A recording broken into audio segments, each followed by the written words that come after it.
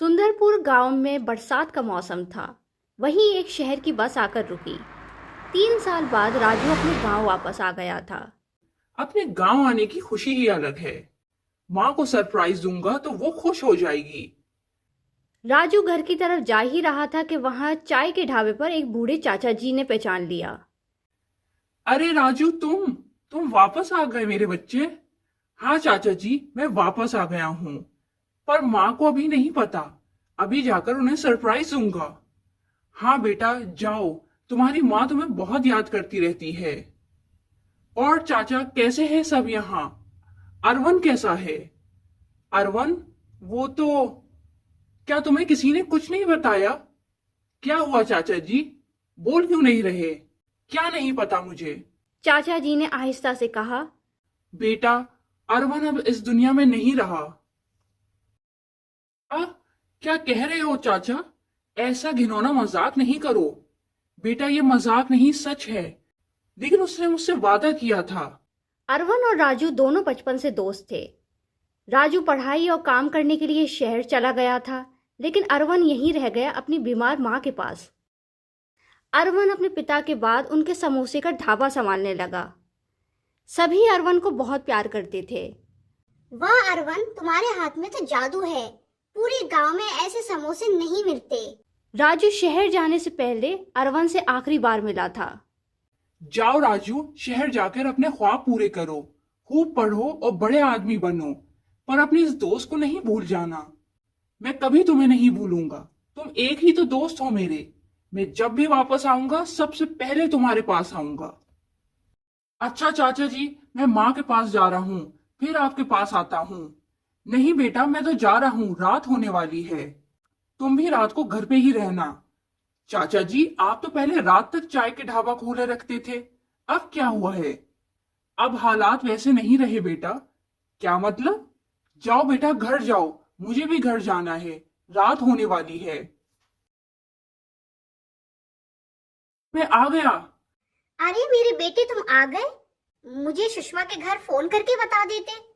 माँ, मुझे आपको सरप्राइज देना था। माँ, मैं ये क्या सुन रहा हूँ? अरवन मर गया है? हाँ बेटा, 1 साल हो गया है अब तो। मैं उसकी माँ के पास जाऊंगा। हाँ बेटा, सुबह हो आना। लेकिन तुम्हें अरवन का किसने बताया? खान चाचा मुझे मिले थे, पर वो इतनी जल्दी घर जा रहे थे, मैं हैरान ही रह गया। चलो बेटा, सब कुछ छोड़ो, हाथ मुंह धो लो। मैं तुम्हारे लिए खाना लाती हूँ। माँ, मेरी भूख तो मर ही गई है। बेटा, तुम्हारी पसंद की मटन बिरयानी बनाई है मैंने। शहर से सफर करके आए हो, थोड़ी सी तो चख लो। अगली सुबह राजू अरवन के घर गया। दरवाजा खटखटाया पर कोई खोलने नहीं आया। पता नहीं चाची जी कहाँ गई। राजू वहां से चाय के ढाबे पे चला गया। बातों बातों में राजू को समय का पता ही नहीं चला। चलो राजू, अब मैं घर जाता हूँ, रात होने वाली है। लेकिन मैंने तो सोचा था हम इतने दिनों बाद मिले हैं, किसी ढाबे पर बैठकर खाना खाएंगे। अरे राजू, यहाँ अब रात को कुछ भी नहीं खुलता है। अंधेरा होते ही सब अपने अपने घरों को चले जाते हैं। पर ऐसा क्यों है? क्या तुम्हें किसी ने कुछ नहीं बताया? नहीं, मुझे तो कुछ नहीं पता। क्या हुआ है? समय बढ़ रहा है राजू, मुझे घर पहुंचने में भी 10 मिनट लगेंगे। तू भी घर जा और अपनी माँ से पूछ। जा मेरे भाई, सीधा घर जाना। बेटा, मैं तुम्हारी ही राह देख रही थी, कहाँ रह गए थे? माँ चाय के ढाबे पर था, पर सब रात होते ही ऐसे घरों को भाग रहे थे जैसे भूत आ गया हो। संजय कह रहा था अपनी माँ से पूछना। ये क्या माजरा है माँ? बेटा, इस गांव में कुछ महीनों से एक आत्मा रात को पूरे गांव में घूमती है। आत्मा? ये कैसा मजाक है माँ? आत्मा भूत वगैरह ऐसा कुछ नहीं होता। बेटा, मैंने खुद अपनी आंखों से देखा है। तो इसका क्या हल है? कोई हल नहीं है बेटा। जो भी रात को बाहर निकलता है वो फिर कभी नहीं मिलता। बस उसकी लाश दरिया के किनारे मिलती है। बेटा, तुम ज्यादा सोचो नहीं। बस कुछ भी हो जाए, सुबह होने से पहले दरवाजा या खिड़की मत खोलना। क्या माँ, कैसी बातें करती हो? वो क्या खिड़की से अंदर आ जाएगा? राजू, जितना कह रही हूँ उतना करो। अच्छा माँ, जैसा आप कहोगी वो ही करूंगा। राजू जल्दी लेट तो गया, पर उसे नींद कहाँ आनी थी। कुछ ही देर बाद बाहर से कुछ अजीब आवाजें आने लगीं। देखता हूँ कौन है। नहीं, अगर माँ को पता चल गया, लेकिन देखना तो पड़ेगा ही कि है कौन। जब राजू ने खिड़की से देखा वो हैरान रह गया। ये तो वाकई एक आत्मा है। वो पीछे हट गया। एकदम आत्मा खिड़की के सामने आ गई। राजू फौरन वहां से हट गया। नहीं, मैं डरूंगा नहीं। हो सकता है ये कोई शरारत कर रहा हो। राजू घर से बाहर आ गया। सुनो, तुम कौन हो और क्या चाहते हो? वो भूत राजू को लेकर जाने ही वाला था कि वहां माँ आ गई। चले जाओ यहाँ से, मेरे बेटे को छोड़ दो, इसका कोई कसूर नहीं है। भूत वहां से गायब हो गया।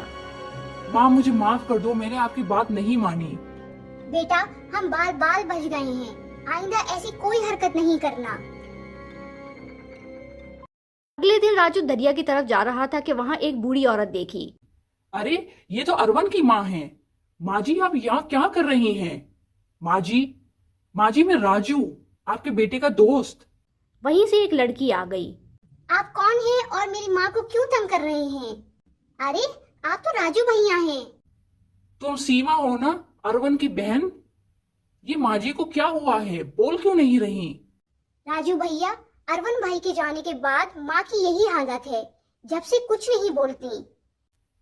मैं पहले भी तुम्हारे घर आया था पर कोई नहीं मिला। माँ सुबह ही यहाँ आ जाती हैं और रात होने से पहले घर चले जाती हैं। पर यहाँ क्यों? यही वो जगह है जहाँ अरवन भाई की लाश मिली थी। लाश?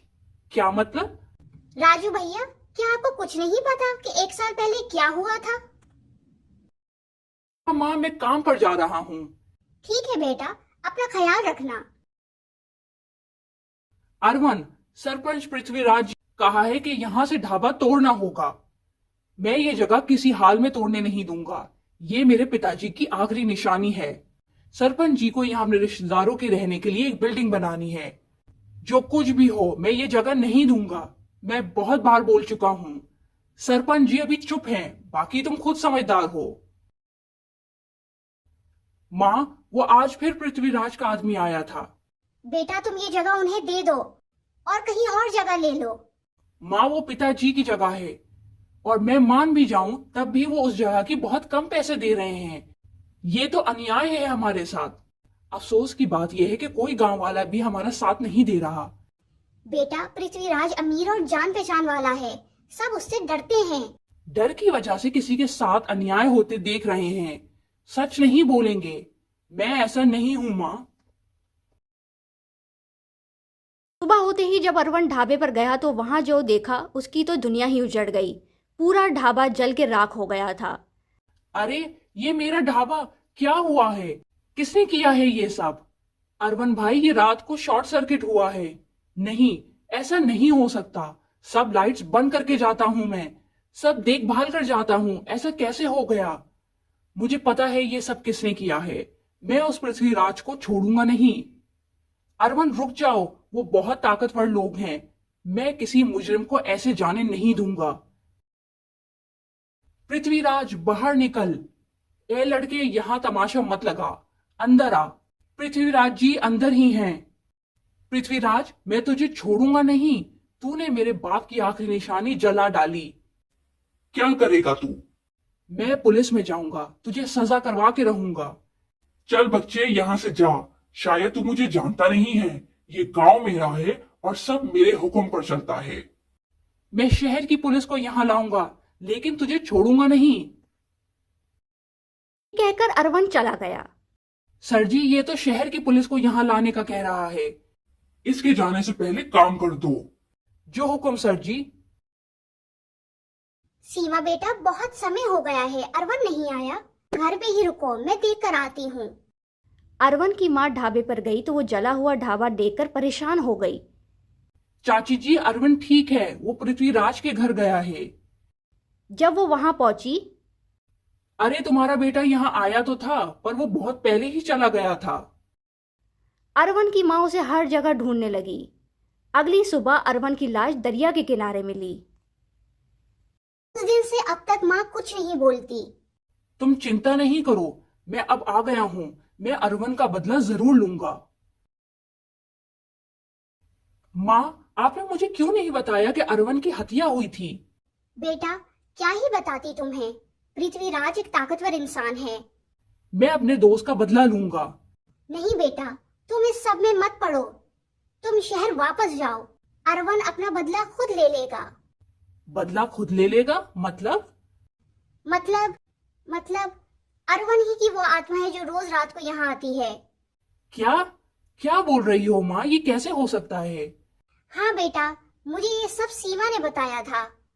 अरवन अपना बदला पृथ्वीराज से तो लेना चाहता है, पर उसके साथ सारे गांव वालों को भी नुकसान पहुंचा रहा है, क्योंकि गांव वालों के चुप रहने की वजह से ये सब हुआ। अच्छा, इसलिए अरवन ने मुझे कल छोड़ दिया। हाँ मेरे बेटे। उस रात राजू इंतजार कर रहा था कि कब उस आत्मा की आवाज आए। जैसे ही अजीब सी आवाज आने लगी, राजू घर से बाहर आ गया। रुको अरवन, मैं जानता हूँ ये तुम ही हो। तुम चिंता नहीं करो, मैं तुम्हारा बदला जरूर लूंगा। आत्मा कुछ नहीं बोली और वो गायब हो गया। अगले दिन राजू पृथ्वीराज से मिलने गया। के शहर के लड़के को गांव की याद आ ही गई। पृथ्वीराज, मैं तुझसे यहाँ मिलने नहीं आया।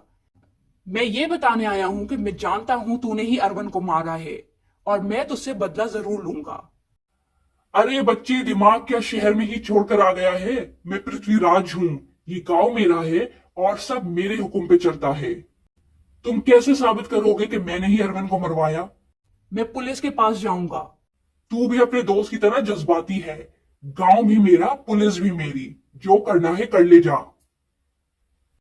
वो वहां से निकलकर सोचने लगा कि वहां एक लड़का आया। राजू भैया, मैं आपकी मदद कर सकता हूँ। तुम कौन हो? मैं अरवन भाई के ढाबे पर काम करता था। सुबह सुबह जब अरवन भाई का ढाबा जलाया गया, मैं उस समय ढाबे पर ही जाने वाला था, पर मैं एक पेड़ के पीछे रुक गया। ये सब तुम क्यों बता रहे हो? ये तो मुझे पहले से पता है। राजू भैया, मैंने वहीं से पृथ्वीराज के लोगों की वीडियो भी बना ली थी और उस दिन पृथ्वीराज भी वहीं खड़ा था। वीडियो? वो कहाँ है वीडियो?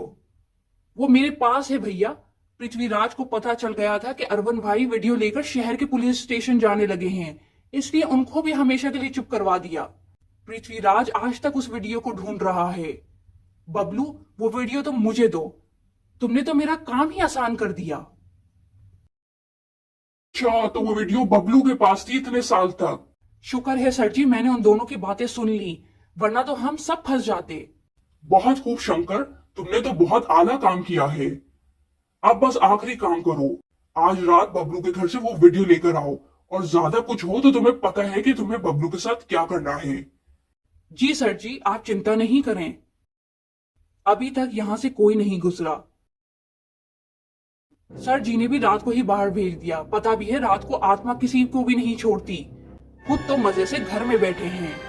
शंकर बबलू के घर से वो वीडियो लेकर निकल ही रहा था कि वहाँ आत्मा खड़ी थी। शंकर वहीं जैसे जम सा गया। अगले दिन शंकर की लाश दरिया के किनारे मिली। अरवन रुको, मैं तुम्हारा बदला बहुत जल्द देने वाला हूँ। तुम बेकार कोशिश कर रहे हो। उसको सजा भी हो गई तो वो कुछ साल बाद बाहर आ जाएगा।